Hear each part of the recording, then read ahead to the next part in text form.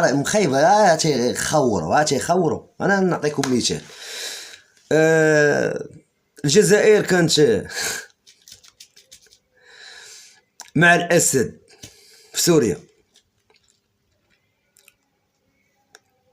مع القتل ديال الابرياء، مع مصاص الدماء. والجزائر دفعت، قال لك دفعت جزائريين كيدافعوا على بشار الاسد. ياك شوفوا الجزائريين، تشوف عطاف وزير الخارجيه غادي عند رئيس الحكومه الانتقاليه في سوريا تيطلب الافراج عن على وحدين عسكر ديال الجزائر. فين هي قوه الضريبه؟ فين هي فلسطين؟ علاش ما صيفطوش لفلسطين؟ علاش ما صيفطوش دوك العسكر ودوك البوليزار اللي مشدودين في الحبس ديال سوريا؟ واش هذا عنده عقل؟ دخلنا عليكم بالله.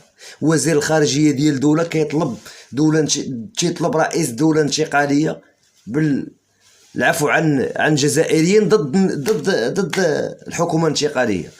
لا يعقل هذا الشيء. المغرب الحمد لله ما عمره دخل في الشؤون الداخليه ديال الدول. وانتم معروفين الجزائريين ديالكم نديروا مثلا غا في مالي، مالي قريبه ليكم. ما نهضروش على تونس رحمها الله فيه.